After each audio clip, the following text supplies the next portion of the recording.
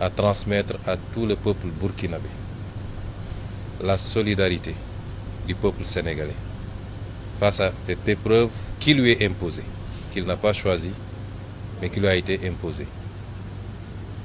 Transmettre un message de soutien absolu au président Traoré, à tout son gouvernement et au peuple burkinabé dans sa lutte contre ce terrorisme qui lui a été imposé. Envisager toute possibilité de collaboration et de soutien face à cette épreuve. Parce qu'il est illusoire de penser que lorsque le Burkina ou le Mali ou le Niger subissent cette épreuve, que ça restera simplement dans les frontières de ces pays. Nous savons tous que nos destins sont liés par l'histoire et par la géographie. Et qu'aucun de nos pays ne peut être épargné par cette gangrène si elle continue à s'épancher à travers l'Afrique de l'Ouest. Et c'est pourquoi le Sénégal, au-delà de la manifestation de la solidarité, n'exclura aucune forme de collaboration pour soutenir nos frères dans cette épreuve.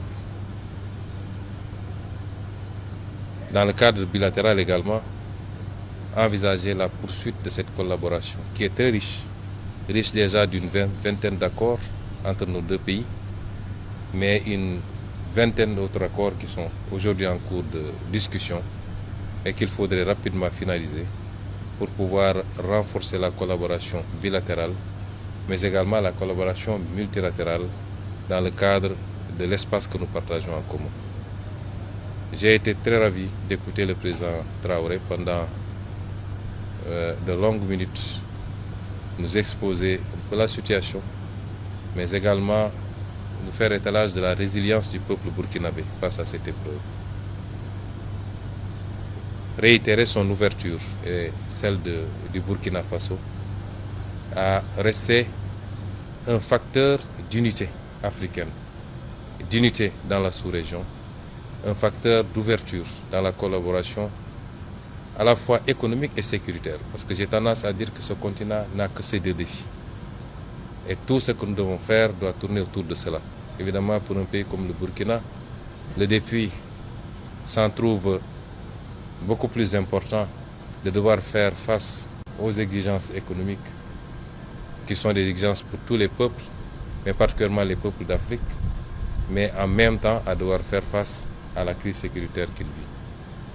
Ce qui est important, c'est l'ouverture que nous avons sentie, la disponibilité. Nous ne sommes plus dans un monde fermé, a fortiori dans une sous-région.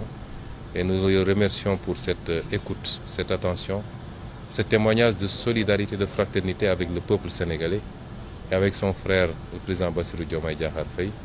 Et nous sortons de ce palais totalement satisfaits et réconfortés quant à l'avenir de la collaboration entre nos deux pays.